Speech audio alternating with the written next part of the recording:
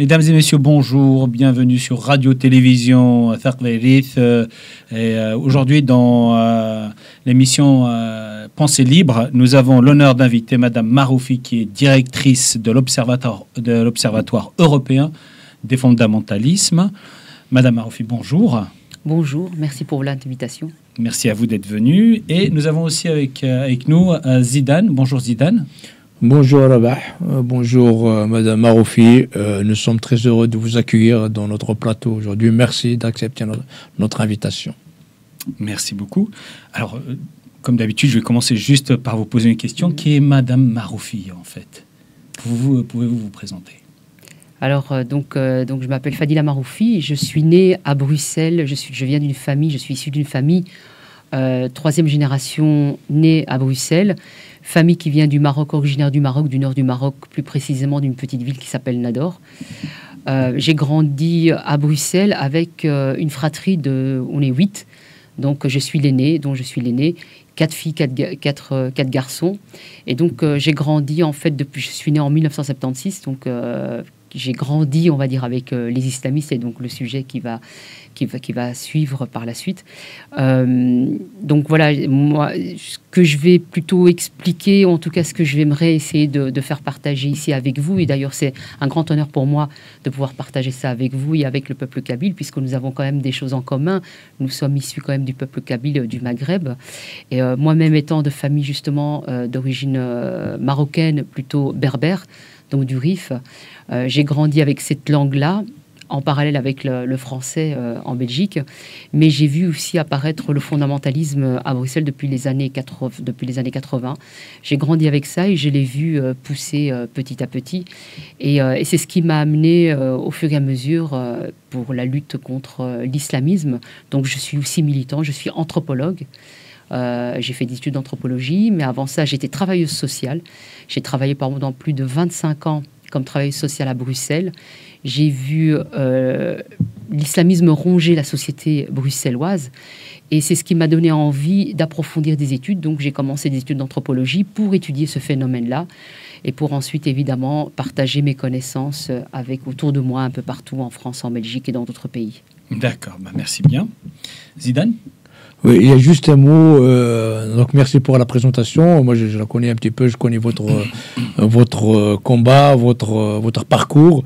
Il y a un mot, là, vous avez glissé un mot, je pense, par inadvertance, un peu quand vous avez dit avec le Maghreb.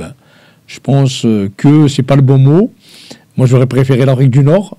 Parce que quand on dit Maghreb, ça se entend, il y a quelque chose qui lie. Alors quand on lutte contre les fondamentalismes, spécialement islamiques, donc on est Maghreb de personne. Donc nous sommes l'Afrique du Nord. Nous avons bien notre géographie, notre territoire.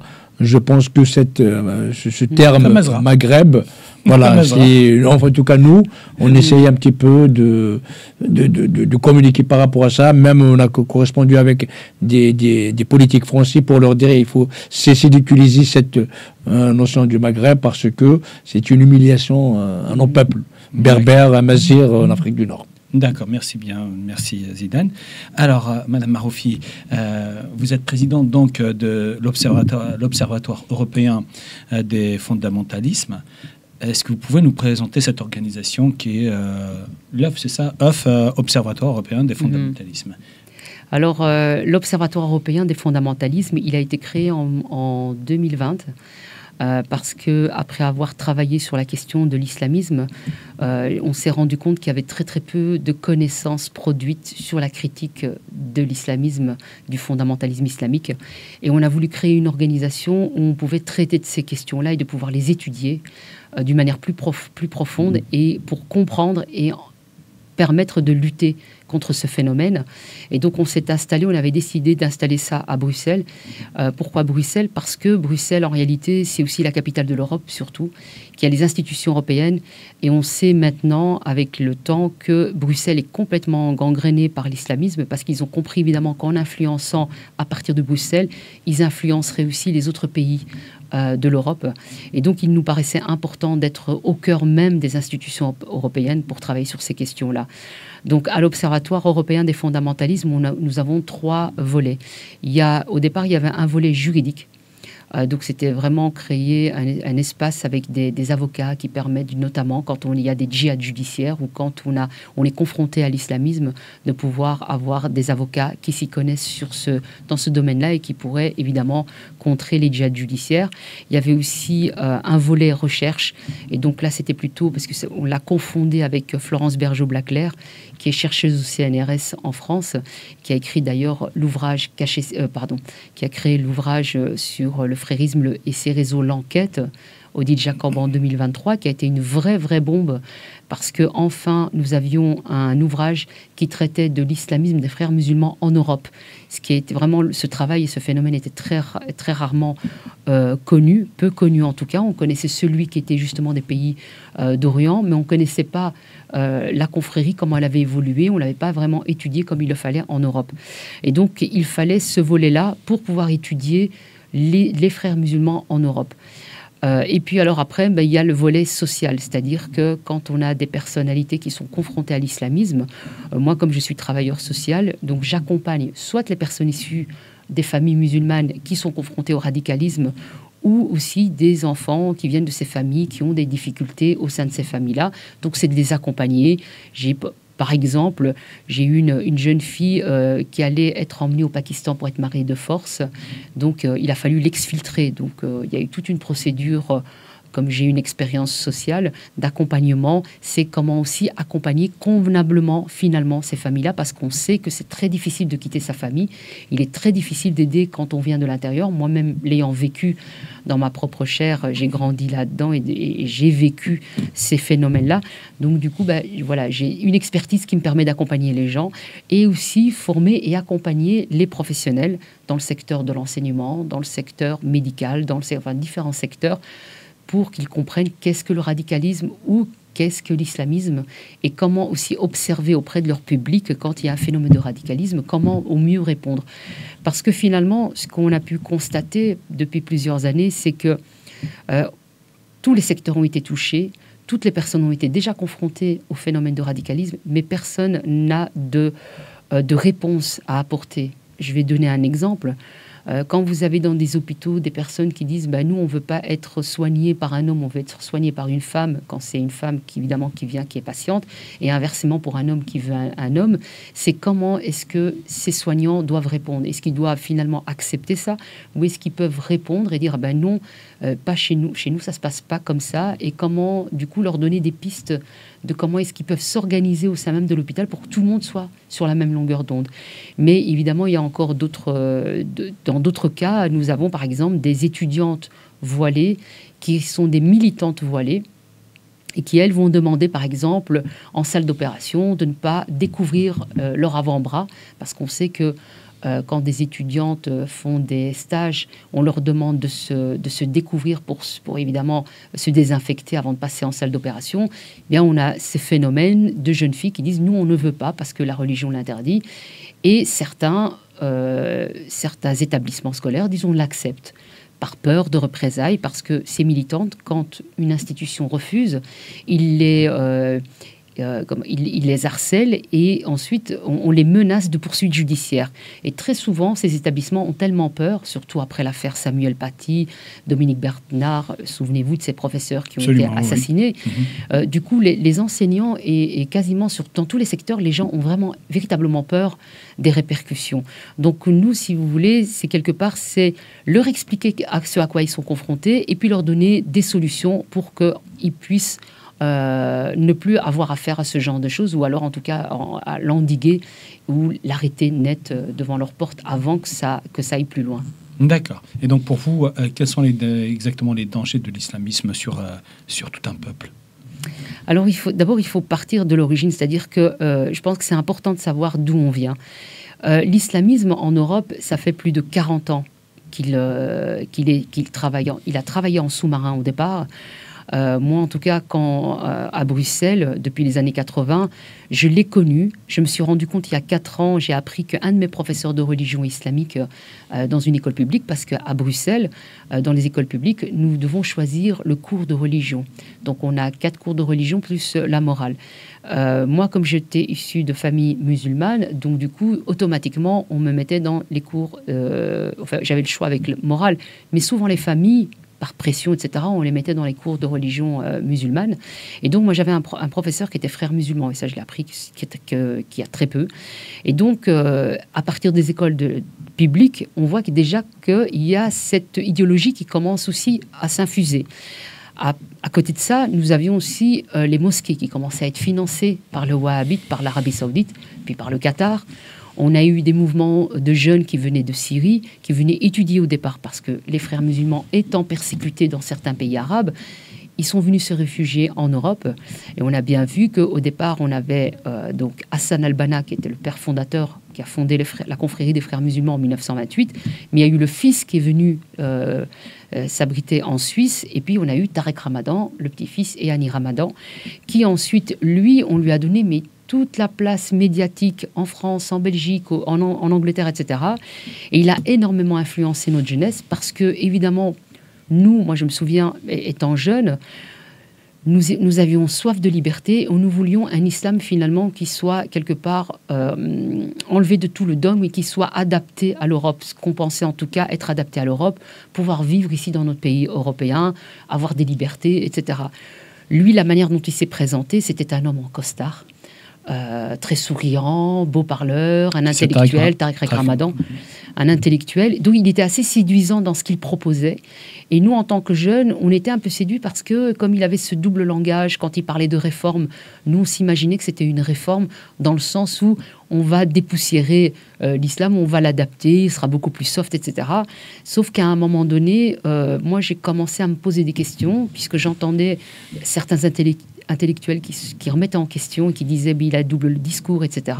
Donc j'ai commencé à m'intéresser à ce ouvrage. Et quand j'ai lu ce qu'était la réforme, comment lui la voyait, là j'ai été effrayée parce que évidemment sa réforme c'était revenir aux pieux anciens et revenir au temps des prophètes.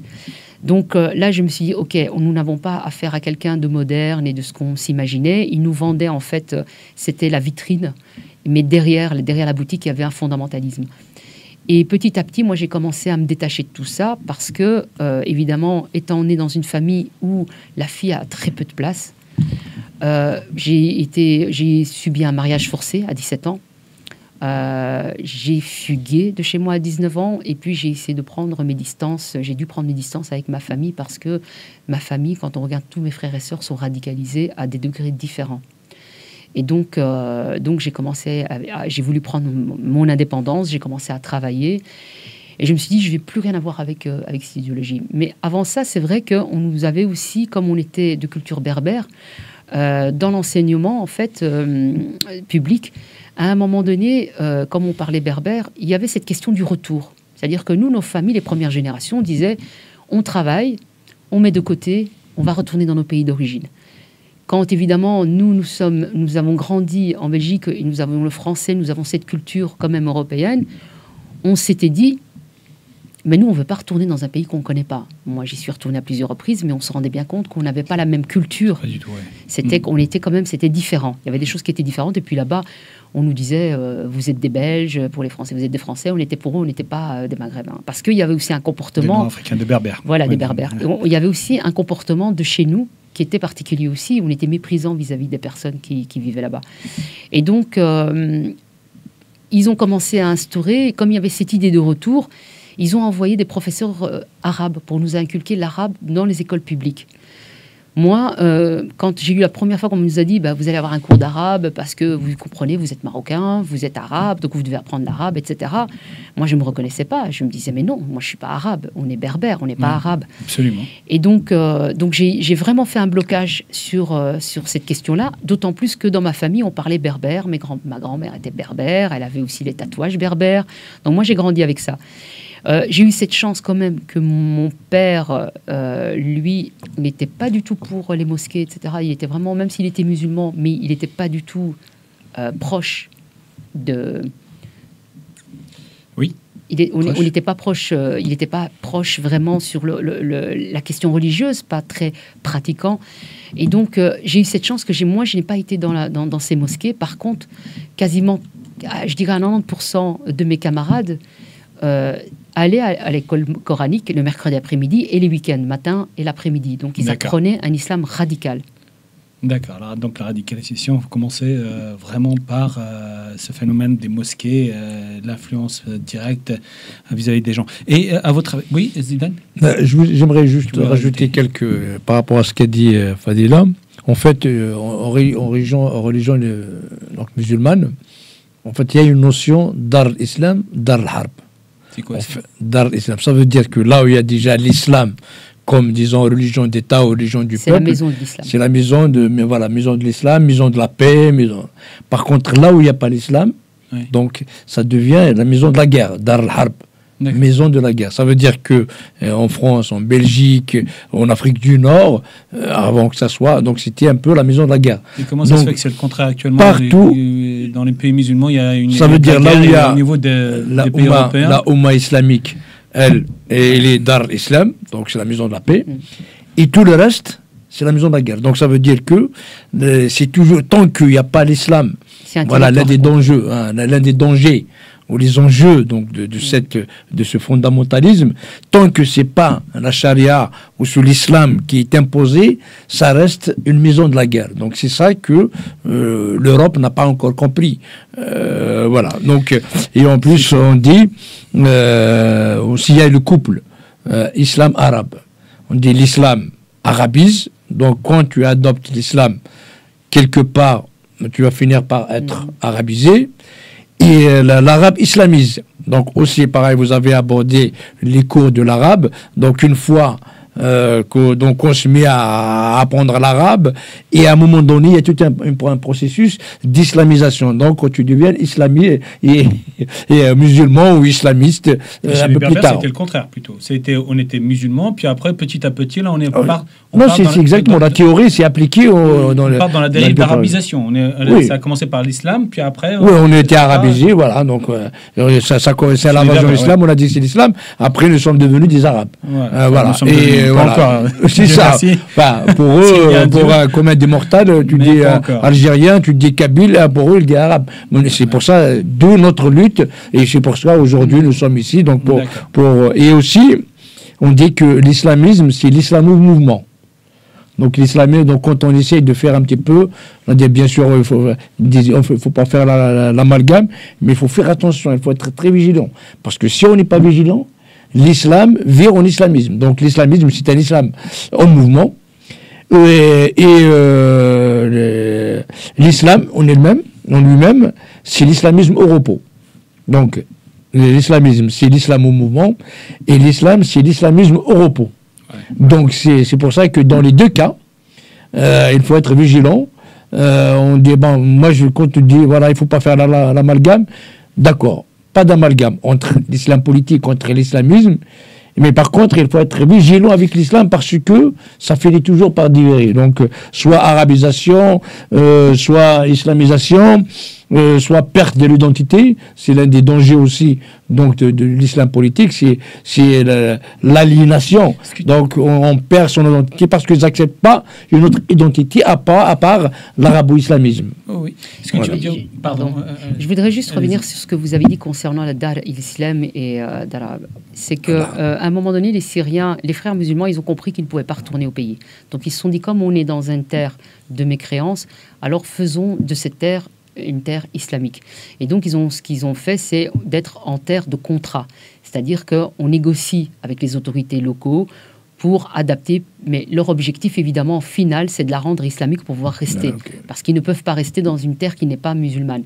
Donc ça, c'était leur objectif. Ce qui fait que leur objectif, et on le voit dans la progression, dans ce qu'on est devenu là maintenant en Occident, donc en Europe, c'est qu'on voit qu'on impose de plus en plus des normes islamiques, et on voit ce que Florence Bergeau-Blaclair avait appelé devenir charia compatible.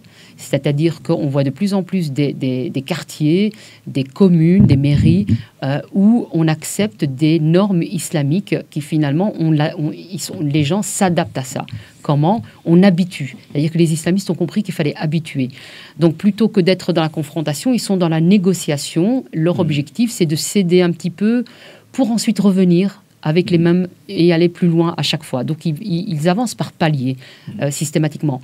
Quand on regarde, par exemple, avec le port du voile, c'est ce qu'ils font.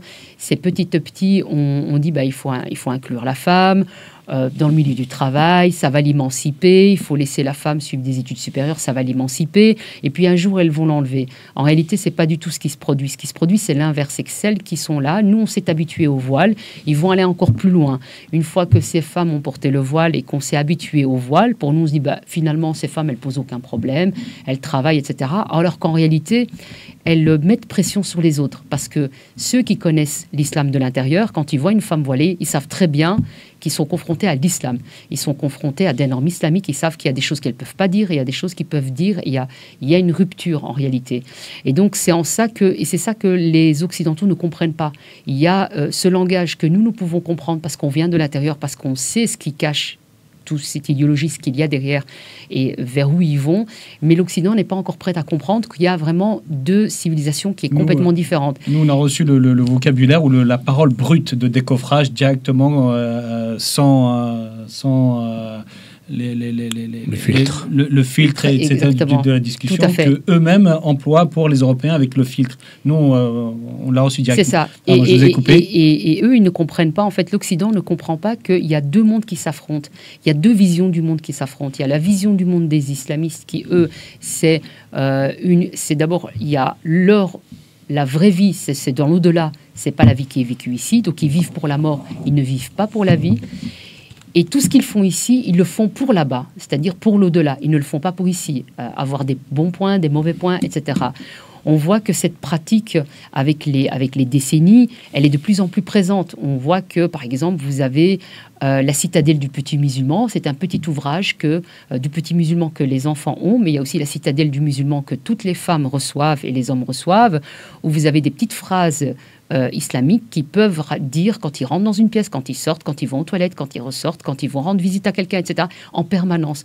L'objectif de tout ça, en réalité, c'est d'en faire des tocs. C'est-à-dire que on ne peut pas faire autrement que de penser tout le temps constamment aux religieux, que ce soit avant d'aller dormir jusqu'au réveil, même le matin, etc. Donc tout ça, en fait, c'est un processus d'endoctrinement qui est massif et qui est fait depuis plusieurs décennies et que l'Occident, lui, ne voit pas parce qu'il y a de la compromission. Je pense qu'on va en parler, notamment au niveau politique. On voit qu'on a eu des interlocuteurs. Vous savez, il y a eu les attentats en 2015 en France et en 2016 en Belgique. Les personnes qui ont été visées en premier lieu, ce sont les salafistes, parce que c'est les plus visibles. C'est-à-dire que quand vous avez une personne radicalisée avec une barbe, avec un camis, etc., vous voyez qu'il est en rupture, on va dire, et qu'il il est en rupture avec la société et il fonctionne d'une autre manière. Mais par contre, les frères musulmans, on ne les voit pas arriver parce que c'est des gens intelligents, c'est des gens qui sont généralement cultivés puisque eux, ils ont imprégné tous les secteurs de la société, dont l'université. Donc, ils ont un groupe de personnes intelligentes qui sont déjà dans les différents secteurs, que ce soit en politique, dans la vie associative, etc. Et ça, c'est nos politiques qui ont créé tout ça. Pourquoi? Parce que dans les années 90, on a commencé à avoir des émeutes dans les quartiers, dans les banlieues ici en France, mais ça s'est passé aussi à Bruxelles. Et pour calmer les choses, on a été chercher les caïds des quartiers en disant il faut qu'il y ait quelqu'un qui puisse contrôler les autres jeunes pour les calmer, pour qu'il n'y ait plus d'émeutes. Évidemment, les frères, ils ont vu ça, ils sont toujours en avance. Dès qu'ils voient quelque chose, ils s'adaptent et ils essayent d'utiliser ça pour faire avancer leur projet. Ils ont compris que ces jeunes qui sont pris et qui sont mis dans ces associations, qui ensuite vont militer dans les partis politiques, ça va être une force pour eux. Et donc, ils vont, évidemment, il suffit qu'ils mettent un frère musulman, il va arriver à endoctriner ou à imprégner les jeunes de la doctrine des frères musulmans. Donc, vous avez des musulmans qui ne sont pas forcément au courant qu'ils ont affaire à des frères musulmans. D'ailleurs, ils ne le disent plus. Autant avant, ils disaient encore ici. Maintenant, ils savent très bien qu'ils sont surveillés, que ça pose problème. Donc, ils ne le disent plus. Mais beaucoup de musulmans ne savent pas du tout qu'ils sont imprégnés par les frères musulmans. Moi, comme je vous l'ai dit, j'ai suivi des cours depuis l'enfance. Je ne le savais pas, je l'ai appris parce que j'ai vu mon professeur. Mais maintenant, je comprends mieux pourquoi. Je comprends leur double langage. Pourquoi est-ce que je comprends leur façon de penser et que du coup, je sais ce qui est derrière, ce qui se cache derrière. Mais pour beaucoup d'Occidentaux, ils ne le savent pas. Les politiques ont joué ce jeu-là. On vous offre des terrains de foot. En échange, vous nous donnez des voix. En tout cas, en Belgique, ça a été comme ça à partir des années... je vous rassure, en France aussi, ça a été comme ça. Oui, mais ça a été beaucoup plus tard. Voilà. Mais disons qu'en Belgique, la différence, c'est que ça a déjà commencé fin des années 80, années 90. Il y a eu aussi la période, ça correspond aussi avec la période, vous savez, la décennie noire. Oui. Et là, nous avions eu... Oui. Oui, tout à fait. Et nous avions eu des gens du FIS qui sont venus en Belgique, s'installer en France, mais aussi en Belgique. Et ces gens ont endoctriné aussi nos jeunes. Ils leur ont appris à faire le djihad, etc. Dans ces mosquées-là, on a des gens qui ont été imprégnés, des jeunes qui ont été imprégnés du djihad islamique. Et puis, nous avons à côté de ça la drogue. C'est vrai qu'on ne parle pas beaucoup aussi de la drogue, qui est un facteur qui est important parce que à Bruxelles, nous avons deux grosses communautés très présentes. C'est la communauté marocaine berbère et la communauté turque, qui est plutôt proche du pouvoir turc, donc Erdogan en ce moment. Et ces deux groupes, c'est eux qui influencent, qui sont les plus influents à Bruxelles. Donc c'est eux qui décident quelque part. C'est la plus grosse diaspora. Et quelle est la relation entre ces deux groupes-là avec la drogue? Alors, donc vous avez la communauté marocaine, qui est la plus grosse. C'est des gens qui viennent du Maroc, côté berbère, Nador, etc. Oui.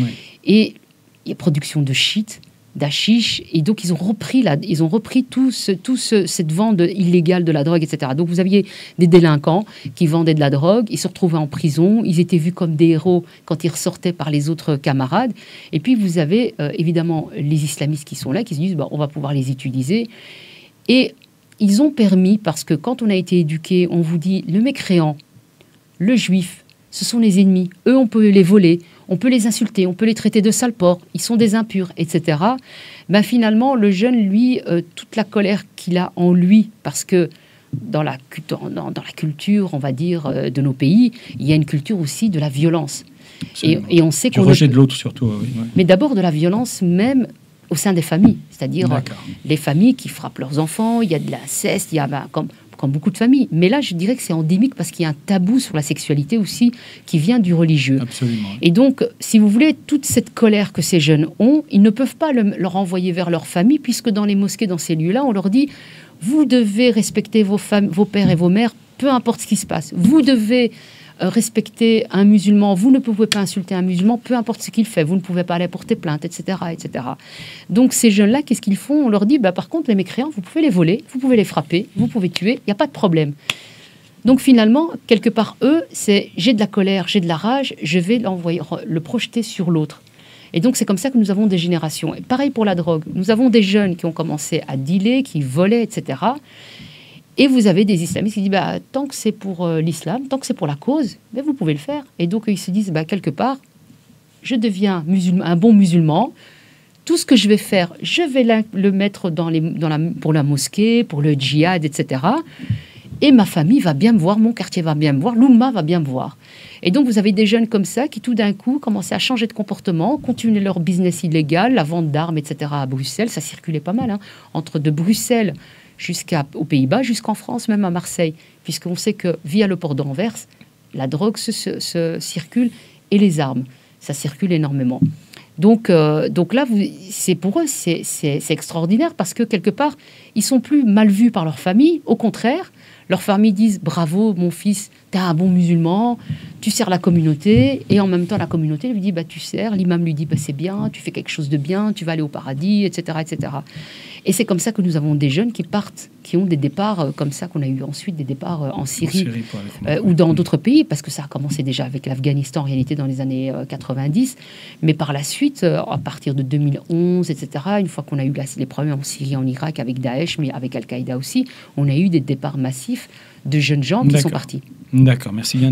Rien que le nom, juste un instant, rien que le nom d'ailleurs, frère musulman, n'est pas anodin, je pense. Un frère musulman, déjà, c'est le fait de se rapprocher de l'autre en disant « je suis ton frère musulman ». Et déjà, il y a une connotation... Oui, Zidane? Non, là, Fadila, tu tu as développé deux principes, justement, de fondamentalisme. C'est l'entrisme. Donc là, tout ce que tu as décrit là, c'est ce qu'on appelle la stratégie d'entrisme, dans les étudiants, dans les rouages. Et la deuxième, ce qu'on appelle taqiyya. Donc taqiyya aussi, ça, c'est le principe même donc de la religion musulmane, de l'islamisme, dans ce qu'on appelle dar al-harb. C'est quoi ça? C'est la dissimulation. Dissimulation. D'accord. Voilà. C'est de entrisme, dissimulation. Et c'est comme ça qu'ils arrivent à gangréner, en fait, les sociétés, selon eux, qui sont de la maison de la guerre au dar al-harb. Voilà. Et en fait, vous avez une différence entre le salafisme et les frères musulmans. C'est que chez les salafistes, ils veulent tout de suite, maintenant. Ils veulent pratiquer leur islam et il faut que ça se pratique dans les règles de l'islam, comme les pieux anciens.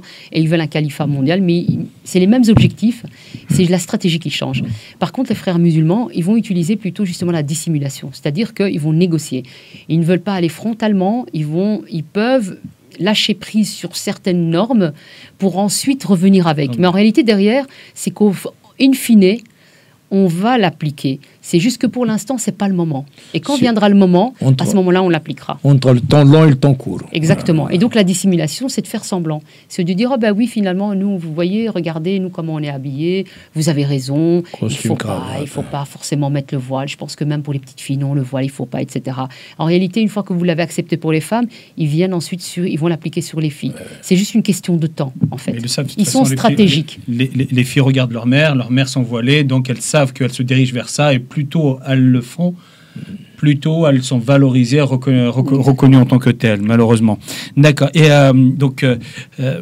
vous habitez en Belgique, et la situation pour combattre l'islamisme en Belgique, quelle est-elle? Alors, il y a beaucoup de travail. En fait, en Belgique, il y a beaucoup trop de travail à faire, parce que déjà, il faut certains commencent à prendre conscience, certaines personnalités politiques, mais ils ne le connaissent pas vraiment. C'est-à-dire le problème que nous avons à Bruxelles en particulier, c'est qu'on a le nombre de musulmans à Bruxelles. Vous savez, Bruxelles, c'est 19 mairies. Ces 19 mairies, vous avez des mairies où vous avez la population musulmane oscille entre 22% et 50%.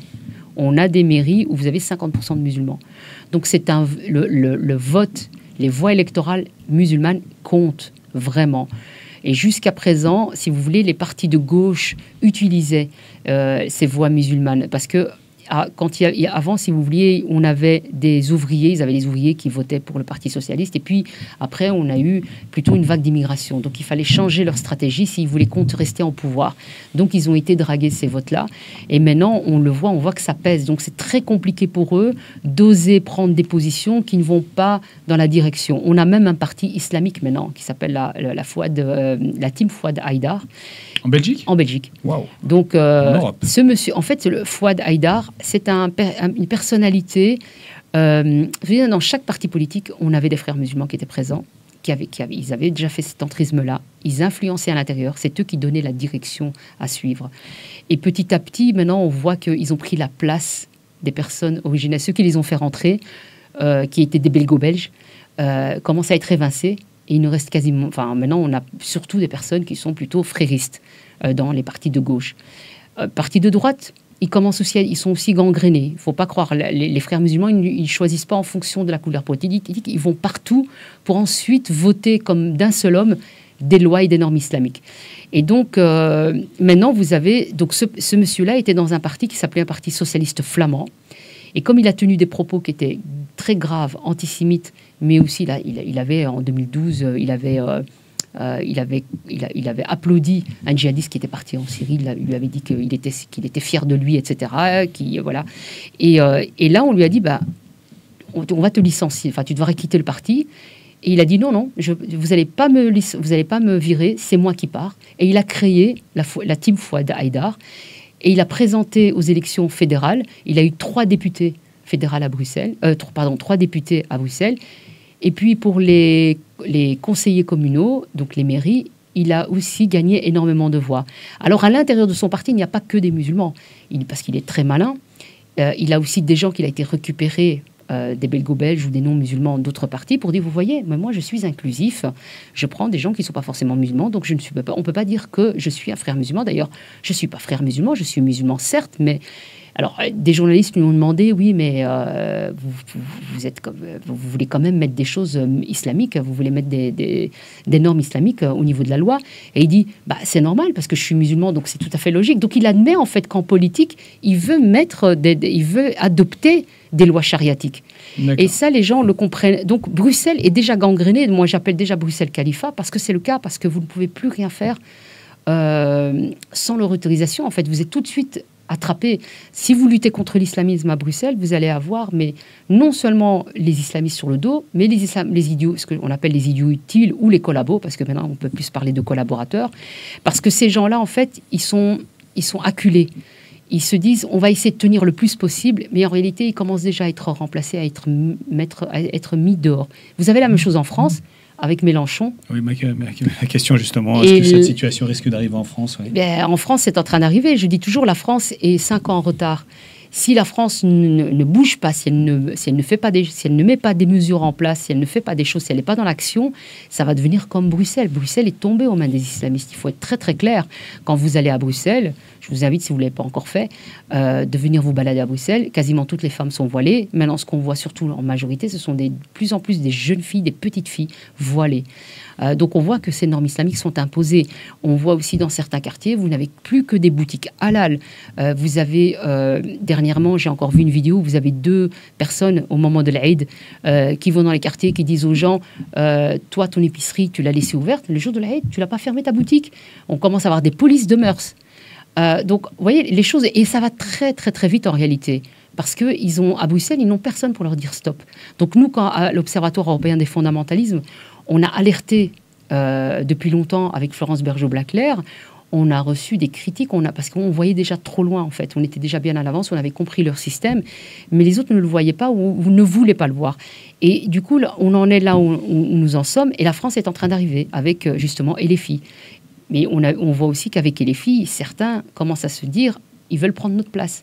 Et c'est vrai, c'est ce qui va se passer. C'est-à-dire que, moi je leur dis toujours, ne vous alliez pas avec le diable. Vous pensez les manipuler, mais c'est eux qui vont vous manipuler. Ils sont beaucoup plus intelligents que vous, beaucoup plus structurés. Ils déjà, si vous voulez, beaucoup disent, on va créer des rencontres interreligieuses, du vivre ensemble, etc. Mais je leur dis, mais pour apprendre à se connaître. Je leur dis, mais vous allez apprendre quoi? Vous pensez qu'eux vont apprendre à vous connaître? Mais ils vous connaissent mieux que vous-même. En réalité, ils vous connaissent mieux que vous-même. Eux, quand ils s'allient avec vous, c'est juste pour avoir une légitimité, pour eux, ensuite, aller chez les politiciens, leur dire, vous voyez, nous, on fait des choses, on va à la rencontre de l'autre, on est pour le vivre ensemble. Est-ce que vous pourriez nous donner un local? Est-ce que vous pourriez nous donner un moment des heures de piscine séparées pour les femmes? Et ainsi de suite. C'est pour avoir des revendications. Et les politiques, ils se disent, mais finalement, lui, c'est un bon musulman, il est gentil, il fréquente le rabbin, il fréquente le prêtre, ils font des choses ensemble, etc. En réalité, tout ça, ce n'est qu'une mise en scène pour ensuite avancer leur agenda. D'accord. Ok, merci beaucoup. Est-ce que vous pensez que donc cette situation risque d'arriver en France directement avec ce fléau d'infiltrer les politiques en profondeur? On sait que LFI, vous avez dit que LFI commence à être infiltré. Est-ce que vous pensez qu'ils sont capables d'infiltrer il y a les filles, il y a les Verts sont infiltrés. Il y a plusieurs partis politiques qui sont déjà infiltrés.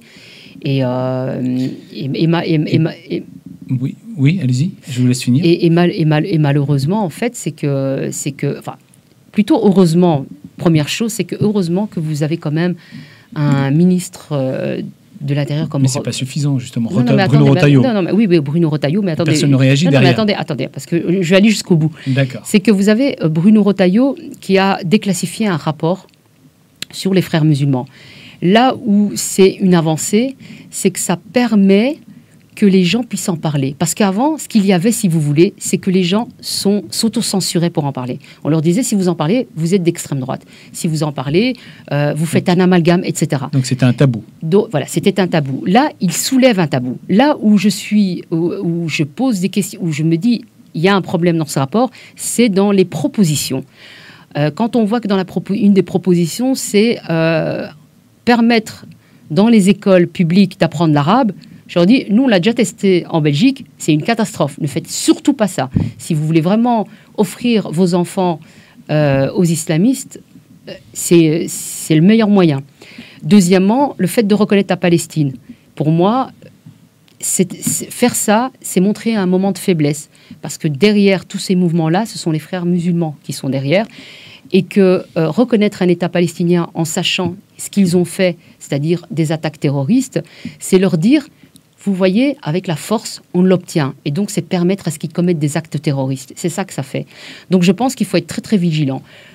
J'espère en tout cas que ce rapport va permettre surtout qu'on va en parler de plus en plus dans les médias, que les gens vont de plus en plus pouvoir s'exprimer là-dessus, et surtout que dans tous les secteurs, les gens vont dénoncer ce qui se passe pour trouver des solutions et les aider à se battre contre... Pour moi, s'il y a des solutions à apporter, parce qu'il y en a, notamment le fait de mettre en avant... Je dis toujours, en France, vous avez cette capacité, c'est que vous avez des Kabyles en France qui sont attachés à leur culture, à l'histoire. Les islamistes, ce qu'ils détestent et ce qu'ils effacent en premier lieu, c'est l'histoire. Oui. L'histoire, la mémoire des gens. Et ils le font aussi avec les Européens. Mais ils l'ont fait aussi dans les différents pays, et ils le font avec les Berbères, comme ils nous l'ont fait en Belgique. Je pense qu'à partir du moment où vous réinstaurez l'histoire des personnes, d'où ils viennent, quand ils savent d'où ils viennent, on ne peut pas les avoir. Et je pense que c'est vrai que les mouvements kabyles qui luttent contre l'islamisme, qui luttent contre tous ces groupes et qui revendiquent leur culture kabyle, ce qui est intéressant, c'est qu'ils leur permettent de dire il y a une histoire avant l'islamisation. Il y a une histoire très riche, et cette histoire-là, elle vaut la peine d'être apprise, et il faut la diffuser pour que les jeunes sachent qu'en réalité, c'est pas la Oumma, parce que les islamistes, ils effacent tout ça pour créer une Oumma, une communauté entière qui dépasse les nations. D'ailleurs, les islamistes, eux, ils ne s'arrêtent pas en France, en Belgique, ils travaillent entre eux. Et d'ailleurs, c'est ce que je disais il n'y a pas si longtemps, c'est qu'ils vont créer une chaîne francophone musulmane. Ils ont obtenu 15 millions d'euros. C'est pour diffuser l'islam radical, l'islam frérot-salafiste. Mais qui c'est qui leur a donné ces 15 millions d'euros et leur permettre de diffuser leur haine comme ça, ou leur idéologie? Comment peut-on... Est-ce que ceux qui ont donné ces 15 millions, d'abord, sont au courant de ça? Alors, le problème que nous avons, je vous avais parlé de Bruxelles et des institutions européennes. Nous avons... les institutions européennes sont complètement noyautées par les frères musulmans. On a des organisations... Totalement infiltré. Le collectif de lutte contre l'islamophobie en France, qui a été dissous par Gérald Darmanin, est parti s'installer à Bruxelles. Il n'a pas été là pour rien. Ils ont été là parce qu'ils savent, il y a déjà des structures qui sont fréristes. Ils leur ont dit, venez ici, et à travers l'Europe, vous pourrez combattre la France et vous pourrez imposer l'islam, parce que là, ici, on va vous aider. Et en fait, vous avez plusieurs structures en Belgique, dans les institutions européennes. Vous avez notamment l'ENAR, qui est une association qui est censée lutter contre le racisme, et ils disent aussi l'antisémitisme, etc. En réalité, non. Ce qu'ils font, c'est qu'ils instaurent l'islamophobie. Ils travaillent pour véhiculer qu'il y a une islamophobie d'État, c'est-à-dire que les États détestent les musulmans. On veut arrêter la critique de l'islam pour empêcher toute critique, et ce qui fait que même les islamistes, vous ne pourriez plus les critiquer. Et donc, ce délit-là est extrêmement grave, parce que du coup, vous aurez des djihad judiciaires, c'est-à-dire que vous serez condamné, vous ne pourrez plus critiquer, etc., etc. Donc, Bruxelles est stratégiquement pour ça très, très en point, et donc ils financent. Donc, moi, c'est la première question que je me suis posée quand ils ont dit qu'ils étaient financés et qu'ils travaillent sur 3 pays différents européens. Je me suis dit, tiens, c'est pas anodin. S'ils travaillent sur 3 pays européens, il faut se poser la question, est-ce que l'Europe leur donne les moyens, et de quel ordre l'aide européenne va venir financer cette chaîne-là? Si on fait ça, ça va être une catastrophe à tous les niveaux. L'endoctrinement, alors là, c'est open bar, et on va finalement, vous allez arriver ici en France à la même situation qu'en Belgique. C'est-à-dire, on est quasiment dans le califat. D'accord, mais comment ont-ils reçu ça? Comment ont-ils réussi à avoir cet argent-là? Sur quel prétexte? Quel était le processus, justement, le processus, vous savez, les processus de financement des associations telles celles qui sont dirigées par les islamistes, c'est de dire que nous avons un projet inclusif de vivre ensemble, nous voulons ouvrir, etc. Je donne un exemple. Hein. Je vais ouvrir cet exemple de télé. Je vais créer une chaîne de télévision pour les musulmans, pour justement qu'ils puissent s'exprimer. Mais il y aura un débat avec d'autres personnes. Donc, c'est pour que les musulmans puissent s'ouvrir à d'autres débats avec d'autres communautés, créer un vivre ensemble, vraiment une cohésion, etc., etc. Et donc, finalement, et inclure des femmes, inclure les groupes LGBT, etc., Friendly, etc. Tout ça, tout le langage que les Européens, que l'Union européenne aime entendre. D'accord. Et une fois que vous avez déposé ça, l'Union européenne se dit formidable, enfin, nous avons des interlocuteurs qui sont directs en lien avec les musulmans, qui les touchent et qui les représentent. Donc, on va leur donner les financements parce que ça fait bien. Et il y a eu je ne sais pas si vous avez entendu ça, mais il y a eu un moment la promotion du hijab.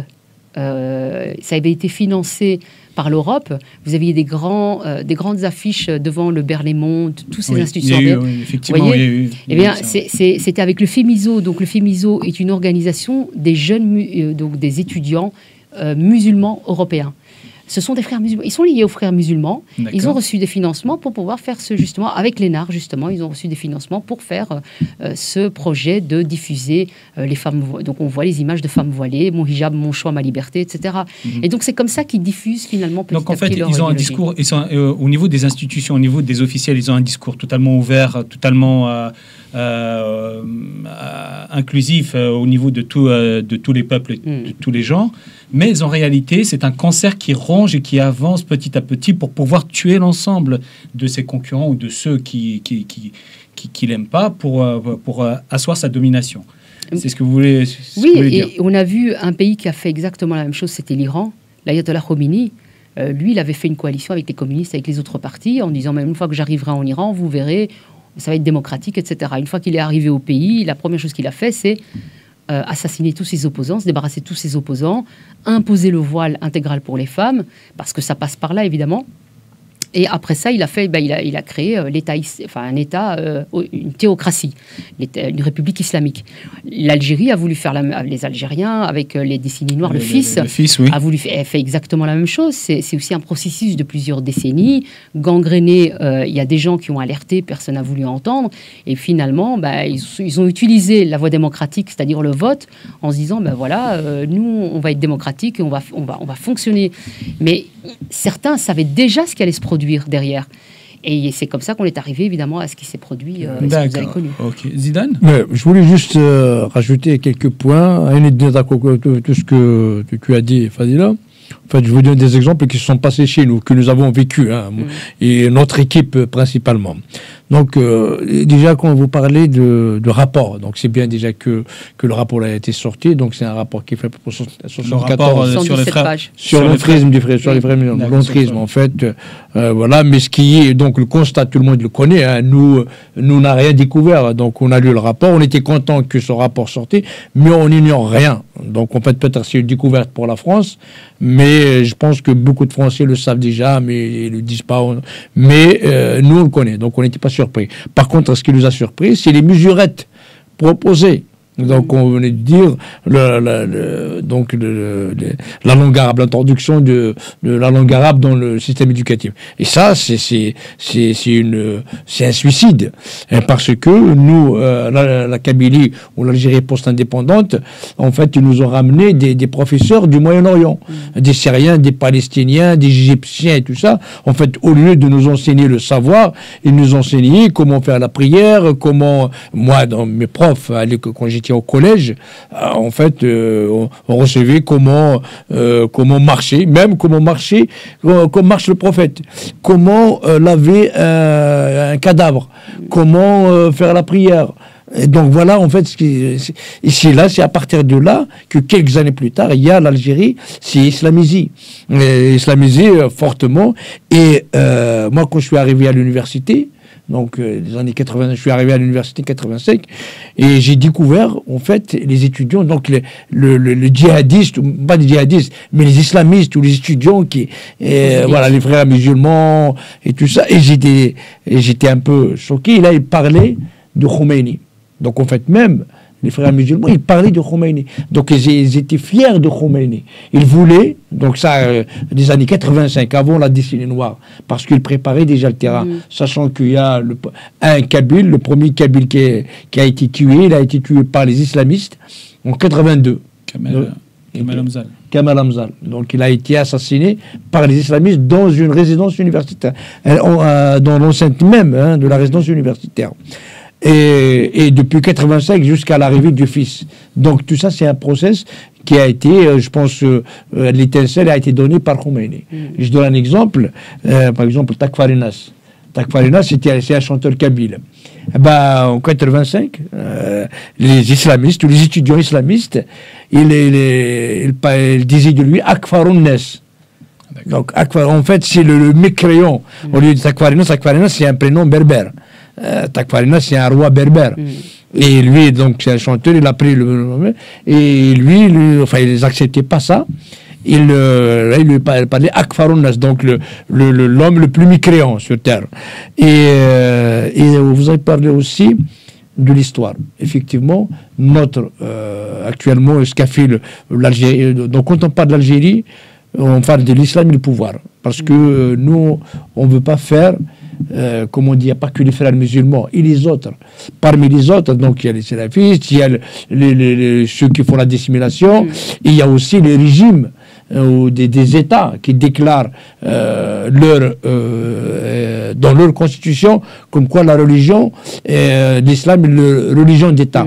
Pour moi, ça, ils font le même tort comme que les frères musulmans. Et nous, en Kabylie, ils veulent tuer, notre histoire, il est multimillénaire. Donc ça revient jusqu'à 5000 ans. Nous avons des documents préhistoriques qui parlent de la Kabylie. Et là, eux, l'Algérie, qu'est-ce qu'ils veulent faire? Les Berbères en général, voilà.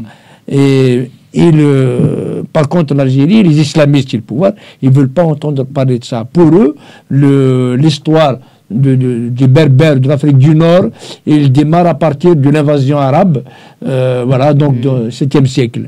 Et ils veulent falsifier notre histoire, ils veulent effacer tous nos symboles, tous nos rois, Numide, la Numidie, tout ce qui en sort, voilà, donc Temesra, dans l'Afrique du Nord, et justement pour effacer tout ça, ce que vous voulez dire, pour ne rester que l'arabo-islamisme.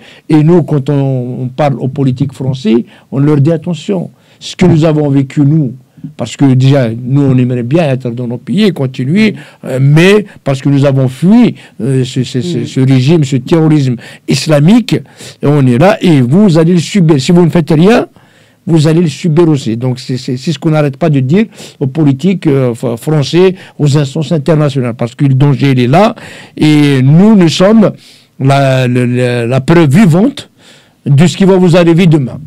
Voilà. Ils ont été, pour reprendre un peu ce que vous avez dit, ils ont été même jusqu'à, en tout cas en Belgique, ils ont été jusqu'à effacer les tatouages berbères. Moi, ma grand-mère portait des tatouages berbères, ce qui était quand même le témoignage en fait de son appartenance à la tribu. Il y avait toute une histoire derrière ces tatouages. Et je me souviens que dans les années 90, en fait, il y a eu des prêches dans les mosquées. Ils ont dit c'est haram, donc il faut enlever ça au laser. Et ma grand-mère a dû aller à un moment donné. Je lui dis ah bah tiens, tu vas où? Elle m'a dit à l'hôpital. Je vais devoir enlever ça parce qu'on m'a dit que c'était haram, etc. Mais j'ai vu dans son regard la tristesse parce que elle avait ça depuis l'enfance et que c'était toute une histoire en fait qu'on était en train de lui arracher dans la peau. Et ça m'a marqué. Je pense que c'est aussi toutes des choses, moi, sachant tout ça, qui m'a permis aussi de voir la dangerosité en fait de l'islamisme. C'est de voir finalement toute cette culture qui a petit à petit qui nous a dépouillés. Et quand vous n'avez pas d'histoire, comment voulez-vous vous construire? Quand vous n'avez pas de racines, comment voulez-vous construire? Je pense que, bon, moi je suis né en Belgique, j'ai cette culture belge, mais en même temps, j'ai aussi ces valeurs et cette culture, parce qu'il y a quand même des valeurs très fortes aussi chez les Berbères. Moi, on m'a éduqué dans le respect de l'autre, dans le fait de ne pas mentir, de rester très droite, d'être incorruptible, etc. Bon, on est borné, ça c'est vrai. Ça a des avantages et des inconvénients. Mais en tout cas, ça, et c'est ce qui m'a valu d'ailleurs problème en Belgique, c'est qu'ils ont tenté de m'acheter avec des propositions très alléchantes, financières, etc., que j'ai refusé parce que moi, j'ai été éduquée par mes grands-parents aussi, qui m'ont éduquée, enfin, qui m'ont transmis ces valeurs-là. Pour moi, c'est très important. Une parole est une parole. Et je pense que c'est ces valeurs-là qui sont importantes, qui veulent effacer pour pouvoir ensuite reconstruire autre chose et finalement effacer toute trace du passé et toute trace de la civilisation dans laquelle on vit et on grandit, c'est-à-dire comme la France ou la Belgique, etc. D'accord, merci. Et à votre avis, les solutions à apporter, vous avez dit qu'il y a eu quelques solutions dont vous n'étiez pas forcément d'accord dans le rapport en question, sur les frères, l'emprisme des frères musulmans. Et qu'est-ce que vous proposez, vous? Quelles sont les solutions éventuelles sur la... Alors, il y en a plusieurs. Je pense qu'après, il y a des choses que je ne dirais pas parce que autant leur donner les plans d'action pour les frères musulmans. Donc, mais je dirais, il y a des choses, celles, par exemple, de former tous les secteurs, toutes les personnes qui travaillent dans les différents secteurs sur qu'est-ce que les frères musulmans, qui ils sont, comment ils fonctionnent, leur façon de penser, etc. Parce que souvent, ils se font avoir, ils ne comprennent pas à qui ils ont affaire. Donc ça, c'est important. On me dit souvent pas d'amalgame, etc. Si on ne veut pas faire d'amalgame, il faut savoir de quoi on parle. Ensuite, je pense que le fait de faire rendre fiers les gens de la culture dans laquelle ils naissent, dans laquelle ils vivent. Quand vous vivez en France, ben, il faut arrêter de casser la France, de leur dire que la France est mauvais, que la France, il y a un passé colonial, etc., etc. Bien sûr que c'est important. Mais en même temps, il ne faut pas non plus inclure que du négatif et avoir honte de sa culture. Pareil pour les Kabyles, il y a une culture extrêmement riche, plus riche d'ailleurs qu'on va dire que ce que l'islam aurait pu apporter. Ben c'est des choses qu'il faut transmettre, il faut être fier de ça. Et à partir de là, je pense que les gens, à ce moment-là, seront moins enclins à suivre. Parce que les islamistes, ils jouent là-dessus. Ils jouent sur quoi? C'est, vous n'avez pas de culture, nous, ce qu'on vous offre, on vous offre une identité, on vous offre une communauté, on vous offre une force. On leur raconte des histoires avec des guerriers, etc. Et nous, on est en train de nous désarmer. C'est-à-dire qu'on nous dit, bah, finalement, tout ce que vous avez apporté, c'est le chaos, si vous êtes très faible, etc. Personne n'a envie de s'identifier à quelqu'un de faible. Est-ce qu'il n'y a pas une complicité des États, justement, dans ça? Je parle de complicité. J'ai parlé du cas français, justement, pour le fait de faire apprendre de l'arabe aux jeunes nord-africains, alors qu'eux-mêmes sont des berbères. Pourquoi pas leur proposer Thamazir, tout simplement, que ce soit pour les Marocains, les Tunisiens, les Algériens, les Kabyles, voilà. Ouais, moi, je dirais, oui, je vois ce que vous voulez dire. Moi, ce que je dirais, c'est que dans les écoles, il faut apprendre le français, il faut apprendre la connaissance. Après, pour tout ce qui est de l'ordre des... comment je dirais, quand vous avez des associations dans les quartiers et que vous avez des associations kabyles, ben, il faut les soutenir pour qu'eux puissent transmettre l'histoire et la civilisation des Kabyles. Qui c'est qui doit les soutenir, ces associations-là? Ben, c'est les politiques. Les politiques doivent pouvoir financer, donc doivent c'est pour pouvoir ça, aider. Est-ce qu'il n'y a pas une complicité des politiques, justement? Ben, c'est pas qu'il y a une complicité, je pense qu'il ne s'est pas sciemment fait. Je pense qu'il y a une méconnaissance. Le problème, c'est qu'ils ont des interlocuteurs qui sont frères musulmans, qui sont islamistes. C'est eux qui les conseillent. On a déjà un problème dans nos universités. Il faut commencer par nettoyer les universités. Dans les universités, vous avez des frères musulmans. Les frères musulmans, c'est eux qui donnent les directives. C'est eux qui influencent dans tout ce qui est les études de sciences humaines, par exemple l'anthropologie, la sociologie, l'histoire, etc. Vous avez énormément de professeurs d'université, soit qui sont issus de la confrérie des frères musulmans, soit qui sont frérisés, donc c'est-à-dire des gens qui ont été éduqués au frérisme. Et puis vous avez les complices. Des personnes d'origine française, mais qui ont complètement été soit achetés par le Qatar eux-mêmes, ils reçoivent des financements pour leur recherche, etc. Et puis vous avez les gens qui font leur travail sérieusement, eux, on ne les finance pas. Comment ça se passe concrètement? Quand vous êtes un anthropologue, vous voulez étudier un groupe. Imaginons que vous voulez travailler sur l'islamisme. Vous allez proposer, vous lui dites, voilà, moi je vais travailler sur l'islamisme dans nos sociétés. La personne qui va recevoir ça, elle va vous dire, ah non, vous pouvez travailler sur l'islam à condition que vous travaillez sur l'islamophobie. Donc si vous travaillez sur l'islamophobie en disant que l'État français est islamophobe, on vous donnera des financements, on vous aidera. Si vous critiquez, le professeur va vous le dire entre deux yeux, entre quatre yeux, il va vous dire soit tu changes de ton truc, soit tu passeras pas. Vous voyez, c'est comme ça que ça se passe. Bon. Donc on a déjà, si vous voulez, l'université, il va falloir le nettoyer. Il va falloir faire vraiment un grand nettoyage. Reformer des intellectuels qui, eux, peuvent penser, réfléchir, réfléchir sur l'histoire. Parce que là, si vous voulez, dans les universités, ils réécrivent l'histoire. Ils réécrivent les histoires du colonialisme. Ils ont des mouvements décoloniaux, ils ont des mouvements des indigènes, ce qu'on appelle les indigénistes, etc. Tous ces groupes, ce sont des idéologues, ce n'est pas des intellectuels. Mais sous couvert de recherche, en réalité, ils imposent une vision à des étudiants. Et c'est eux qui sont formés, qui, dans le futur, deviendront des futurs enseignants, des politiques, etc. Mais la réponse telle que Samuel Paty, ce qui est arrivé à Samuel Paty notamment, face à ce genre de personnes, quelle est la réponse? Parce que maintenant, les professeurs sont terrorisés, l'ensemble de la classe enseignante, universitaire, ou bien, quel que soit le niveau, est totalement terrorisé par le fait, rien que le fait de soulever la religion en question, de parler de choses qui sont en lien, se sentent en danger de mort. Je pense que c'est aux politiques de prendre la responsabilité et de dire qu'il y a certaines choses dans les écoles qu'on ne peut pas aborder. C'est-à-dire que quand vous avez un élève qui vient avec des préceptes islamiques et qui dit moi je ne vais pas étudier la biologie parce que c'est haram, etc. Je veux dire, c'est au niveau politique qu'ils doivent soutenir, ils doivent dire le politique dit c'est interdit. C'est pas à la direction de l'école ni aux enseignants de dire c'est interdit. Et alors l'enseignant peut dire au niveau politique on nous l'interdit, ça les protège. Parce que si c'est eux qui doivent... Parce que le problème, c'est qu'on laisse la responsabilité aux professeurs et aux directions. Vous avez des professeurs qui vont dire nous, on va rentrer en dialogue. Moi, je dis toujours aux professeurs, ne rentrez jamais dans la question religieuse. Si un élève vous parle de religion, ne dites pas je vais faire un débat avec lui. Ne faites pas de débat. Tu es ici pour apprendre. Ici, c'est la République. Ici, c'est la Belgique. On est là pour apprendre des choses, des mathématiques, du français, l'histoire, etc. Tout ce qui est religieux, c'est chez toi, mais ici, tu ne viens pas avec ces questions-là. Il faut être très, très ferme. Et c'est ce qu'il faut passer comme message.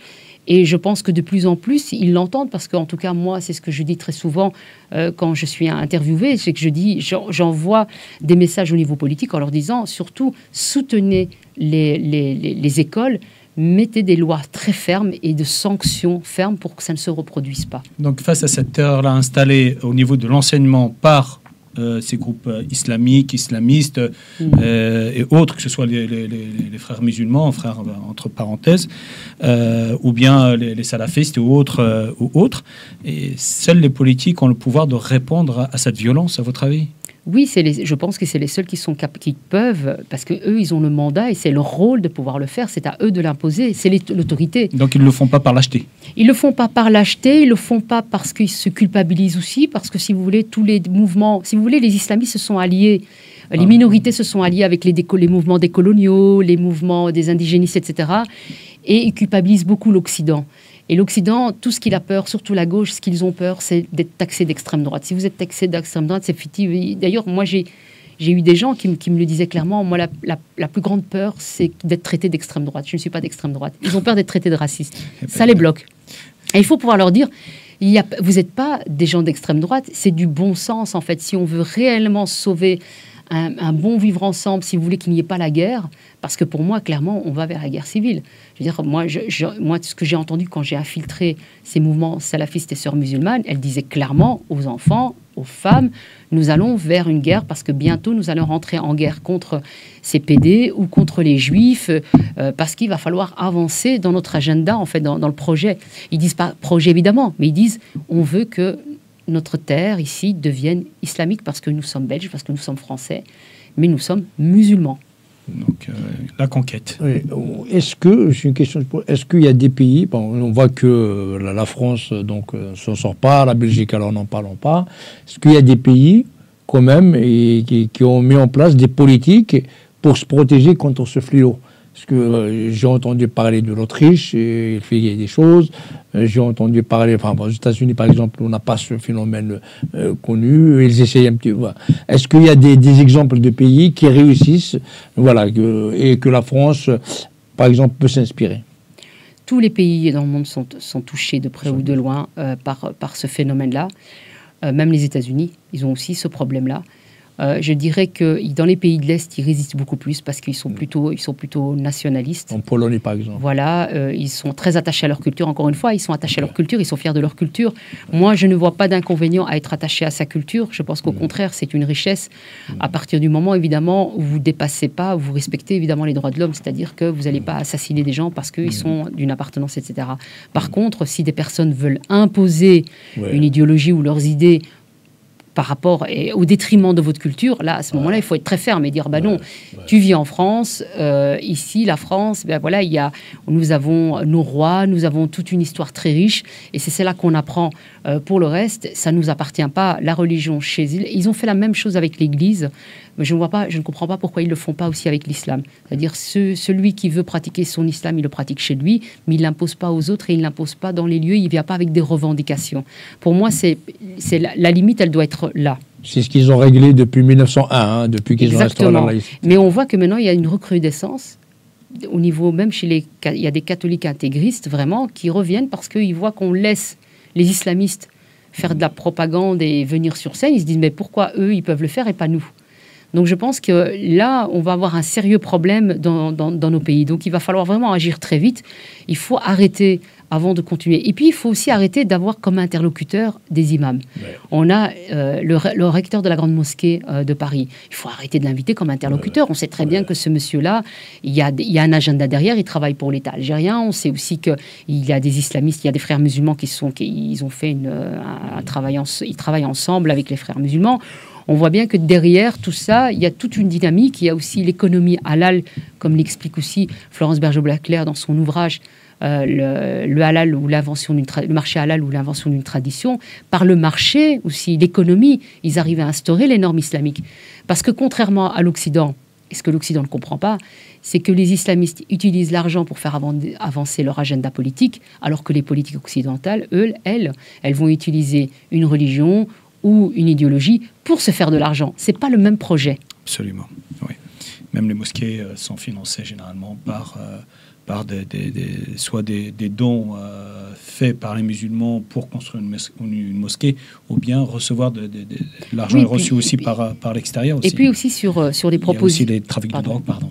Sur les propositions, je pense aussi qu'il est impératif d'interdire le voilement des mineurs. Interdire le voilement chez les adultes dans les écoles supérieures universitaires. Je pense qu'il faut aussi commencer à travailler sur l'interdiction du voile dans le milieu du travail, parce que c'est extrêmement important. Ça s'infiltre aussi à ce niveau-là et ça impose aux autres les normes islamiques. Nous, on le voit très très bien à Bruxelles. Ça pose énormément de problèmes parce que le jour où vous avez une majorité de personnes islamisées dans la communauté musulmane et que vous avez des prêcheurs très influents qui disent d'un seul homme, on se lève tous pour faire la guerre, je peux vous assurer qu'ils sont tous prêts à aller au combat et à se tuer pour la cause. Ouais, ça fait froid dans le dos quand même, cette situation de l'islamisme, de l'emprise de l'islamisme dans nos deux pays, que ce soit la Belgique ou... Et là, on a parlé de la France et de la Belgique. Et en ce qui concerne la situation des Amazirs en Afrique du Nord, particulièrement la Kabylie, qu'est-ce que vous en pensez, vous, sur l'islamisme, sur les frérots? Je pense qu'il faut surtout que l'Occident soutienne en fait, les peuples qui se battent pour défendre une culture. Mais il faut d'abord qu'ils se battent. Ben oui, mais justement... Je parle des pays. Hein. Non, mais je parle de... Mais, oui, mais il faut qu'ils soient soutenus, parce que, si vous voulez, même les peuples kabyles, si personne ne les aide... Parce que si vous avez un régime qui, lui, est aidé, qui, lui, a des financements, etc., bah, forcément, il devient puissant, et donc, les pauvres, je veux dire, les pauvres kabyles ou les minorités qui veulent faire quelque chose, s'ils n'ont pas les moyens pour le faire, bah, c'est comme si vous avez, vous avez une grande puissance contre une petite puissance. Je pense qu'il faut vraiment les accompagner, il faut les aider, il faut pouvoir aider ces personnes-là, d'autant plus que ce sont la solution. Si on veut lutter contre l'islamisme, même dans ces pays-là, il va falloir aider justement les Kabyles à pouvoir venir avec des propositions, à sortir le pays de l'islamisation, parce qu'on sait que l'Algérie, depuis qu'il y a eu notamment aussi la décennie noire, en réalité, elle n'a jamais été désislamisée. Ça a continué. Au contraire, ça s'est accéléré. Exactement. Ça s'est accéléré, ouais. Le fait de retirer le français dans les établissements scolaires, d'arabiser les jeunes, etc., tout ça a fait qu'on a vu finalement une pauvreté croissante et malheureusement, et c'est pour ça que moi, si vous voulez, même par rapport à la situation israélo-palestinienne, parce que on me dit souvent, on me reproche de défendre Israël. En réalité, ce qui s'est passé le 7 octobre est beaucoup plus grand que ça. Israël tombe, on tombe tous. Pourquoi? Parce que le Hamas, la première chose qu'il a fait après, c'est appeler tous les musulmans dans le monde, là où vous êtes, faites le djihad. il a appelé un rassemblement communautaire mondial. Donc, djihad, aux meurtres, aux assassinats, exactement. aux donc moi, je pense qu'il est extrêmement important de les soutenir, et aussi parce que le conflit israélo-palestinien, en réalité, est le ciment de la communauté partout où il est. Donc, un peuple, imaginons l'Algérie, tout d'un coup, vous avez le peuple qui se dit, nous, on fait une révolution et on est contre le pouvoir.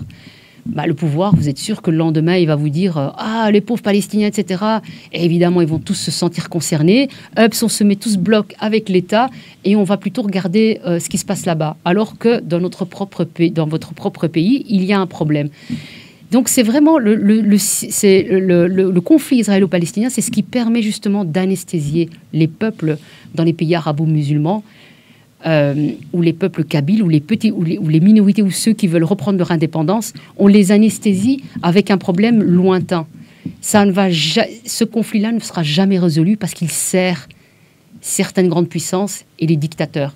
Tant qu'il sert, ce conflit-là ne pourra pas parce qu'il n'y a rien à faire. C'est qu'il va être alimenté pour continuer. Et donc, même si Israël demande la paix ou veut la paix, une reconnaissance de 2 États, etc., en face, il y a des gens qui n'en veulent pas. Et vous avez d'autres pays avec des dictateurs qui n'en veulent pas, parce que c'est ce qui leur permet de dire « Regardez ce qui se passe là ». Donc, si vous enlevez ça, qu'est-ce qui leur reste ? Voilà. Zidane ?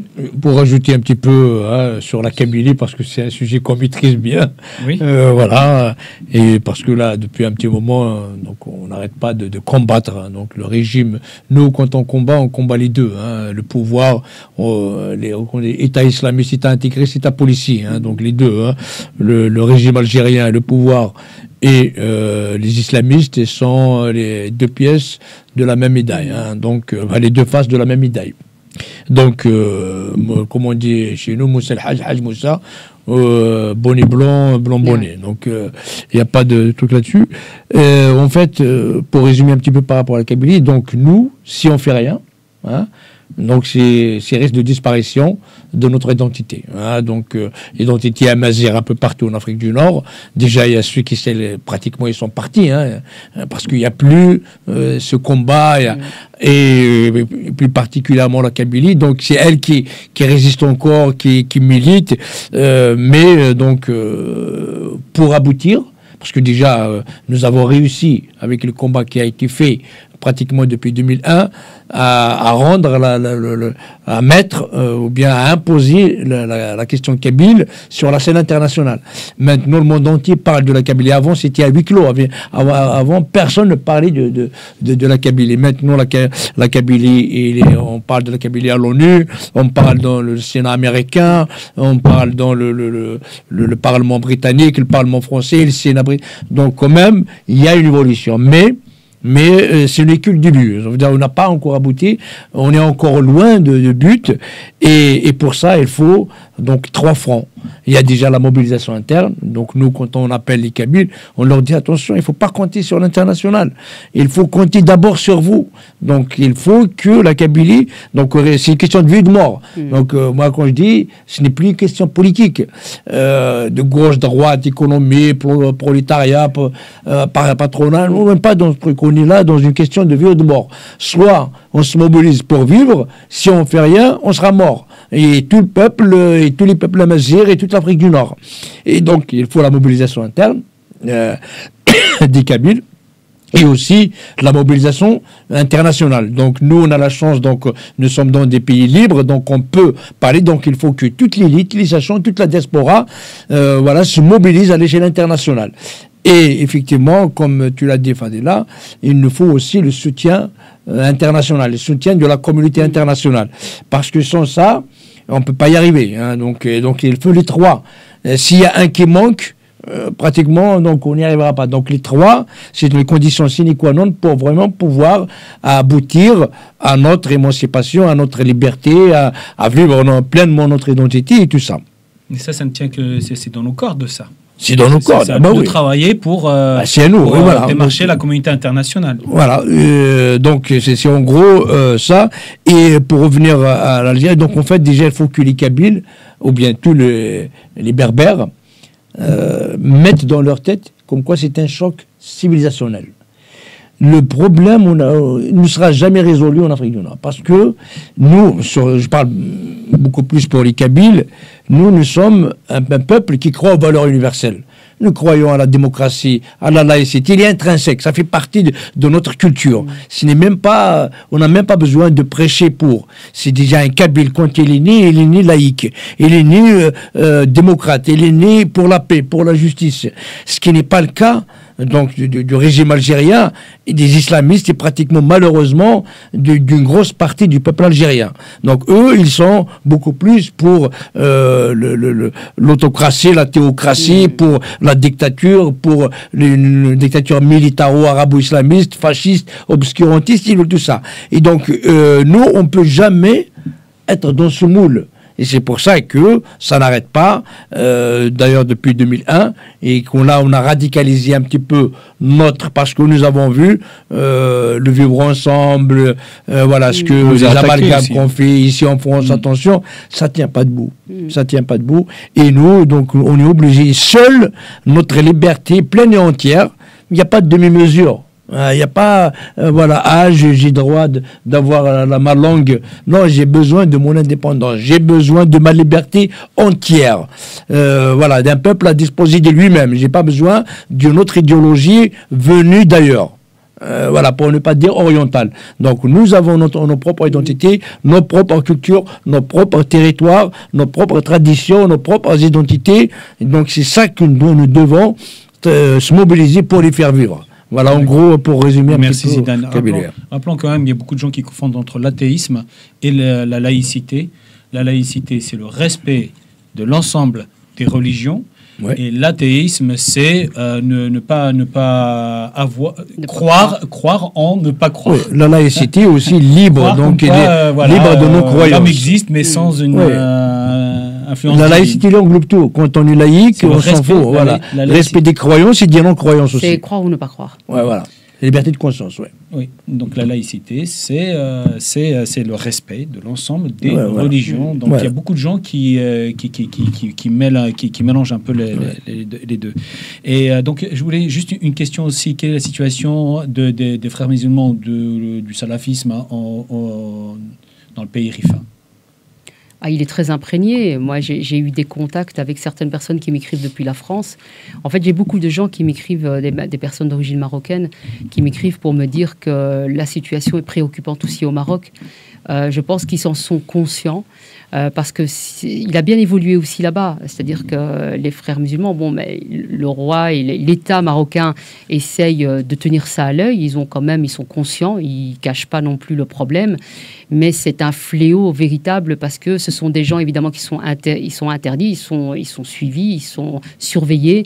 Le problème, c'est que maintenant ils travaillent en sous-marin aussi, et donc par justement les aides alimentaires pour les personnes. Parce que au Maroc, il y a quand même énormément de gens qui sont dans la précarité, dans la pauvreté, et les islamistes, évidemment, par le bas, ils offrent des aides, et c'est comme ça qu'ils arrivent à islamiser aussi la population marocaine. Donc je pense qu'ils ont aussi, quand on dit que ce fléau touche tout le monde, il touche réellement tout le monde. Et c'est vrai qu'il y a certains pays comme le Maroc ou d'autres qui essayent quand même de s'en défaire, mais c'est très compliqué. D'accord, parce que nous, on est en plein dedans aussi, sur l'islamisme et cette confrérie aussi des frères musulmans qui sont en train de prendre la Kabylie en étau et de la dévorer à l'intérieur de tuer. Moi, je le considère comme je vois ça comme un cancer qui rentre dans une société et qui tumeur cancéreuse, qui rentre et qui gangrène, jusqu'à disparition, jusqu'à la mort certaine.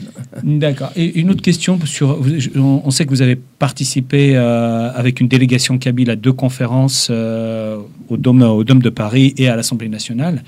Est-ce que vous pouvez nous parler de ces conférences-là et quelles sont les retombées de ces conférences? Alors, au Dôme, c'était notamment sur l'islamisme et le problème de l'islamisme un peu partout. Et l'idée, c'était, si vous voulez, que des voix puissent en parler d'une manière assez libre, ouverte, et d'expliquer ce qui se passe. Parce qu'il y avait très, très peu... D'abord, ça a rassemblé des personnalités politiques comme Manuel Valls et Retailleau. Donc c'est quand même important d'avoir des soutiens politiques aussi quand on traite de ces sujets-là. Et c'était aussi l'idée, c'était de rassembler des gens aussi bien de gauche que de droite, c'est-à-dire que de dire que l'islamisme concerne tout le monde et que ça peut pas être juste quelque chose qui doit être pris que par un seul parti politique. Il dépasse les partis en réalité politiques. Donc il faut que tout le monde s'en saisisse. Et au Dôme, l'idée c'était de parler de l'islamisme, de son danger à travers des personnes qui viennent témoigner ou des experts qui viennent expliquer un peu qu'est-ce que l'islamisme, ce à quoi on a affaire. Ensuite, pour la deuxième, donc après à l'Assemblée nationale. À l'Assemblée nationale, ça regroupait.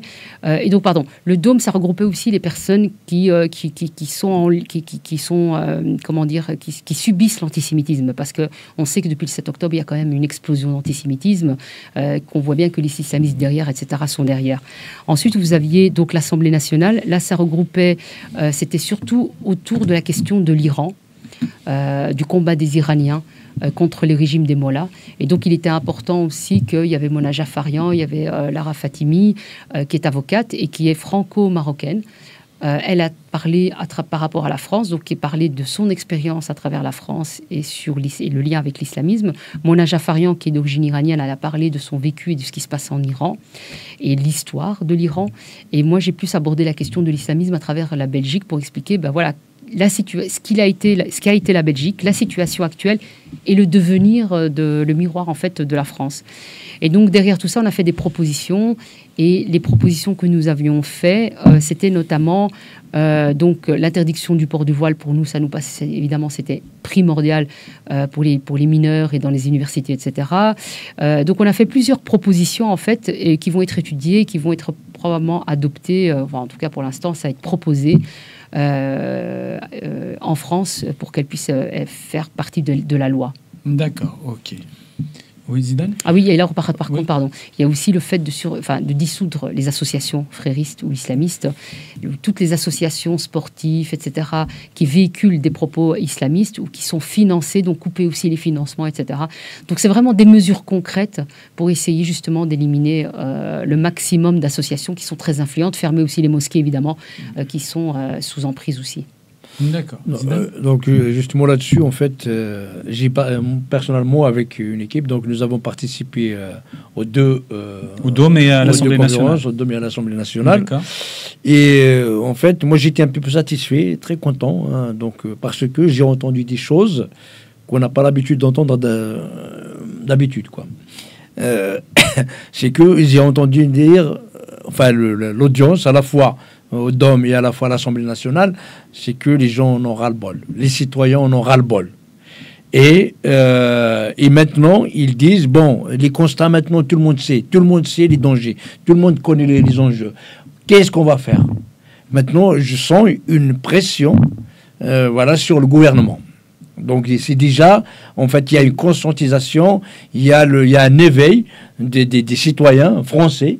Maintenant, il demande au gouvernement, donc aux politiques français, arrêtons maintenant de blablater, arrêtons de parler, passons aux actes. Qu'est-ce qu'il faut faire? Quelles sont les solutions? Et je pense que toi, Fatila, tu connais bien, tu as donc contact avec pas mal de ces politiques.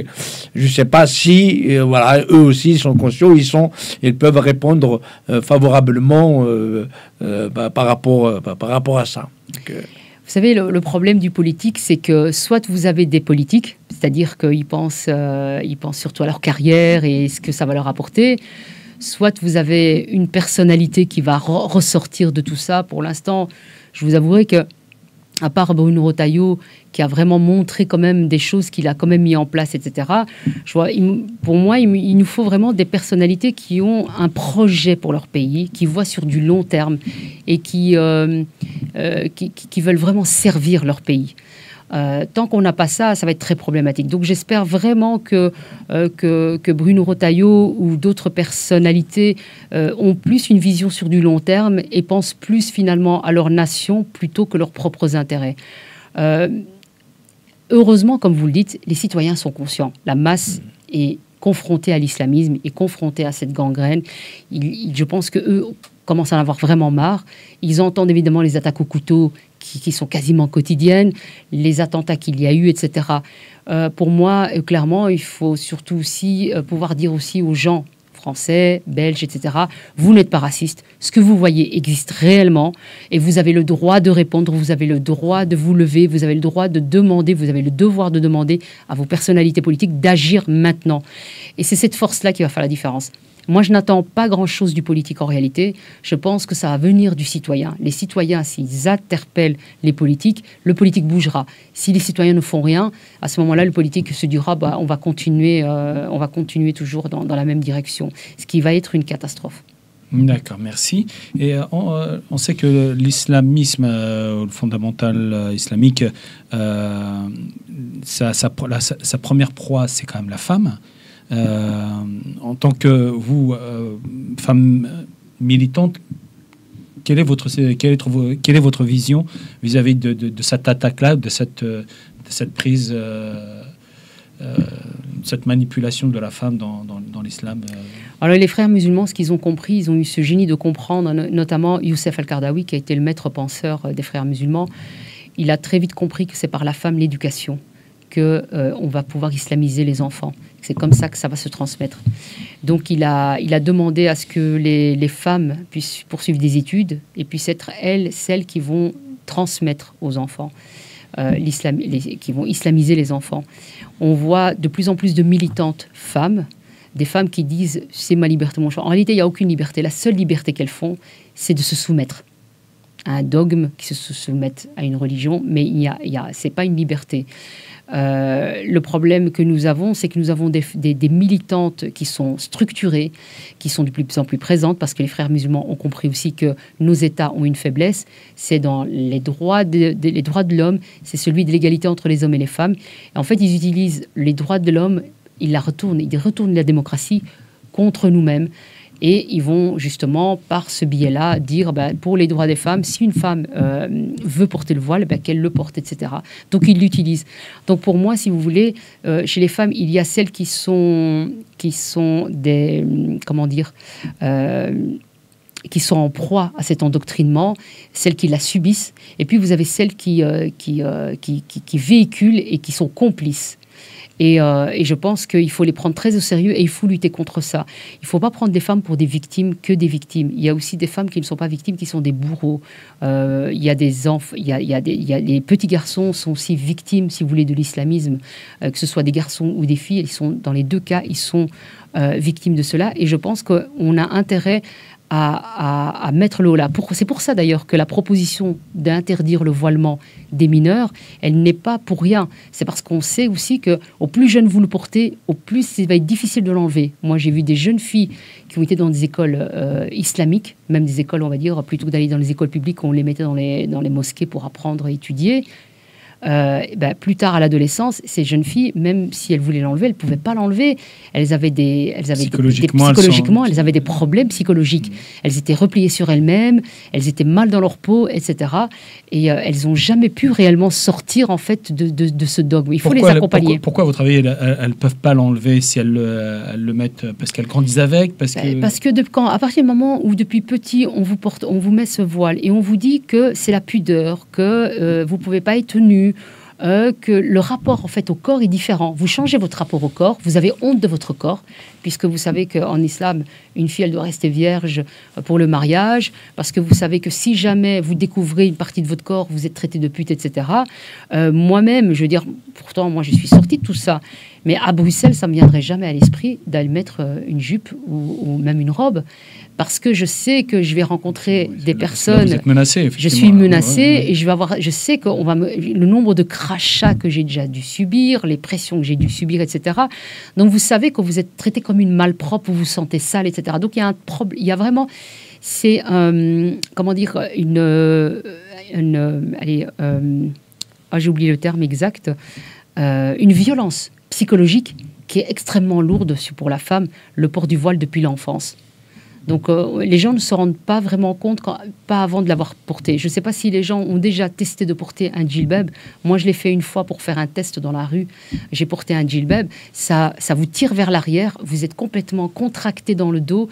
Vous contrôlez le corps. Vous n'êtes plus en mouvement libre. Il n'y a pas de liberté. Vous ne sentez pas vos cheveux au vent, etc. En fait, on vous coupe et on vous efface. Vous n'existez plus. Donc finalement, le voile, quelque part, c'est effacer le corps de la femme, mais c'est aussi effacer la femme complètement en réalité. Et c'est ça qu'ils veulent, parce que derrière la longue tenue, sur du moyen et long terme, c'est d'effacer complètement la femme. Et on l'a vu en Afghanistan, quand ils ont à un moment donné dit on veut interdire les femmes de parler entre elles. Là, tuez-les. Qu'est-ce qui va leur rester? Je vais essayer, en plus, on leur enlève aussi la parole. Donc, on va de plus en plus loin. D'accord. Oui, Zidane. Par rapport, pour continuer ce qu'a dit Faridila, et c'est un appel qu'on fera particulièrement aux femmes kabyles, c'est que le voile, c'est pas juste un tissu, c'est pas juste un bout de tissu.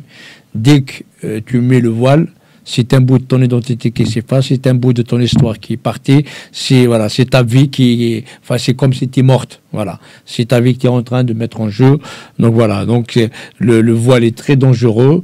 Vous pouvez être spirituel, avoir une croyance privée, sans pour autant s'exposer ou donner de soi. Donc c'est très dangereux quand on dit que le voile c'est pas juste un bout de tissu, c'est vraiment un grand problème pour la personnalité de la femme elle-même, quoi. Et voilà, donc c'est pour ça que j'appelle les femmes kabyles à ne pas, celles qui le mettent, il faut qu'ils l'enlèvent, et celles qui ne le mettent pas, bravo, continuez comme ça, et ainsi on va préserver notre culture, notre identité, notre tradition, ainsi de suite. Ce que tu veux dire par là, c'est que Dieu est partout. Ouais. Il n'est pas seulement dans les mosquées ou dans les habits, mais il est partout. Donc il n'est pas nécessaire quand même de s'habiller pour croire en Dieu ou avoir une religion, de s'affirmer. Et sachant que notre identité, notre culture, notre tradition, et les traditions orales, et ça qui est transmis à travers des générations par la femme kabyle. Donc c'est la femme kabyle pour nous, elle est le pilier. Donc pour nous, les femmes kabyles, à l'époque, quand on était indépendants et tout ça, on en faisait des reines. Alors qu'ailleurs, il est tué, mort-né, quoi. Et là, nous, donc, si on touche à la femme kabyle, on touche à notre identité, on touche à ça, voilà. Absolument. Donc faites attention. Ok. Juste une question par rapport justement à la Kabylie. Là, vous savez qu'on est dans un processus de combat, plutôt dans un combat pour l'autodétermination de la Kabylie. Que pensez-vous de ce combat-là, pacifique bien sûr, de l'autodétermination du peuple kabyle? Alors, moi, ce que je trouve marrant, c'est de toujours dire c'est pacifique. Pourquoi est-ce qu'on devrait être pacifique avec des gens qui vous veulent la guerre? Ça, c'est déjà une première question. Moi, je pense qu'il y a une guerre qui vous est menée. Il faut combattre. Et il faut combattre avec tout ce que vous pouvez avoir comme moyen, si vous voulez, pour combattre. Si en face de vous, vous avez des gens avec des armes qui veulent vous tuer, vous devrez avoir des armes pour pouvoir répondre. Si vous avez besoin de financement pour pouvoir construire la Kabylie, offrir des universités, offrir en tout cas un meilleur avenir pour le peuple de la Kabylie, il va falloir obtenir des financements pour pouvoir construire. Et d'ailleurs, en priorité, construisez des hôpitaux, des universités, des bibliothèques, parce que les mosquées, ça ne rapportera rien du tout. En réalité, c'est pas ça qui va vous sauver. Et moi, ce que je constate, c'est que partout, dans tous les pays, etc., c'est que la première chose que les gens font, c'est de construire une mosquée. Or, c'est pas ça qui va permettre justement d'être indépendant et de pouvoir construire et de poursuivre à transmettre, si vous voulez, votre culture.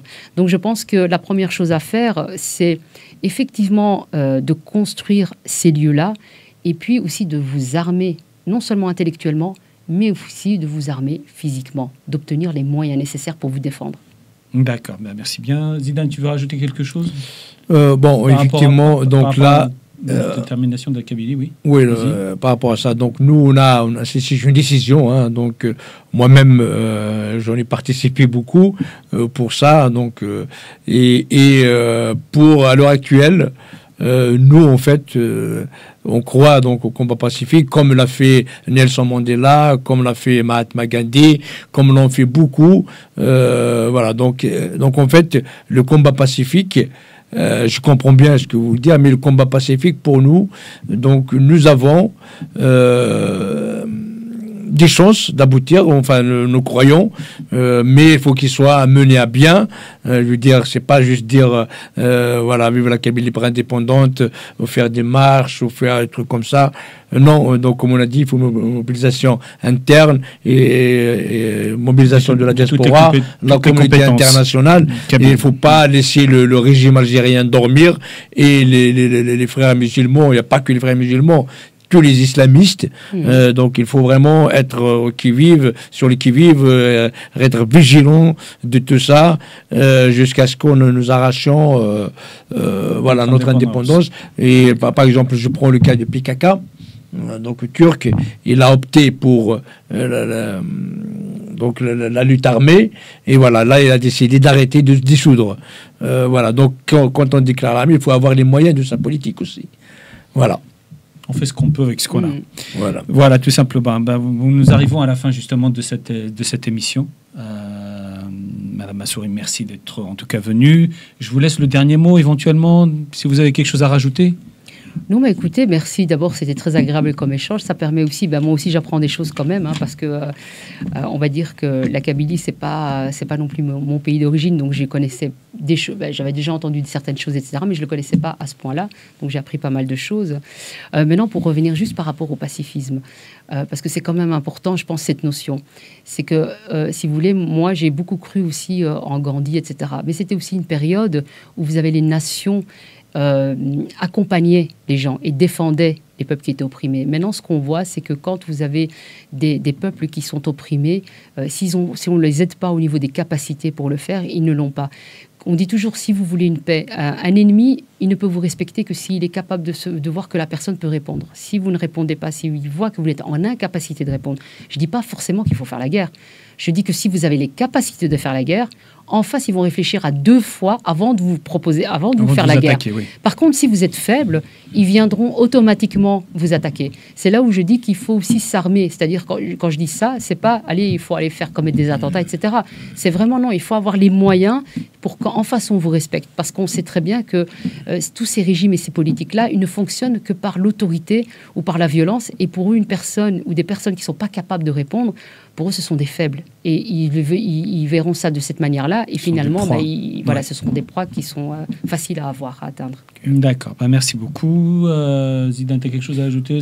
Moi, je veux dire, voilà, juste merci Fadila d'être venu. Nous sommes très contents. J'espère qu'on n'a pas été dur. Voilà. Et puis, c'est votre maison. Vous venez quand vous voulez. Voilà. Donc, nous sommes là pour le temps combat. Nous te soutenons. Voilà, nous sommes avec toi. Donc, si tu as besoin de nous, nous sommes là. Voilà. Okay. Je vous renvoie la même chose, et si vous avez besoin. Et d'ailleurs, j'ai envie de dire, il serait temps peut-être de faire un concert avec Enrico Macias. Je sais qu'il y avait eu des demandes auprès de certains Kabyles, mais ça peut être quelque chose de très fort, parce que finalement, on peut aussi montrer qu'il y a une ouverture et qu'il n'y a pas qu'une fermeture, et qu'on peut justement recréer des liens entre les gens. On va essayer de l'inviter. Oui, pourquoi pas. Enrico Macias. On avait déjà des chanteurs ici. Il va nous redonner.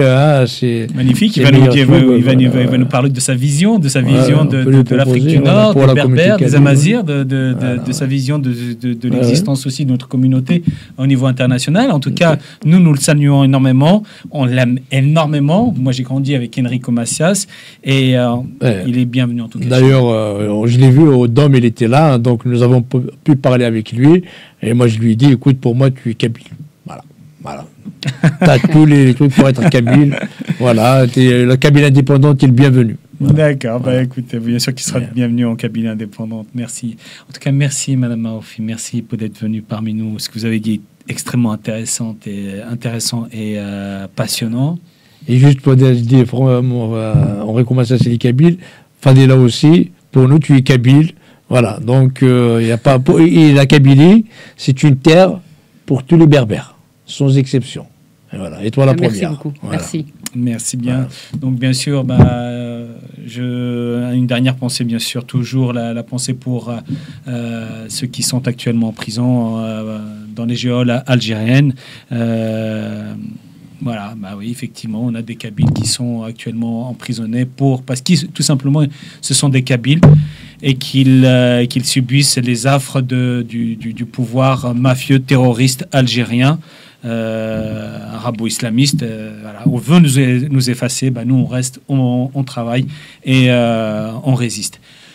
Merci beaucoup. N'hésitez pas à vous abonner à notre télévision, radio-télévision Kabyle. On veut plus d'abonnés, plus de force pour pouvoir être avec vous et organiser aussi des émissions telles que celle-là. Merci bien. À la prochaine fois.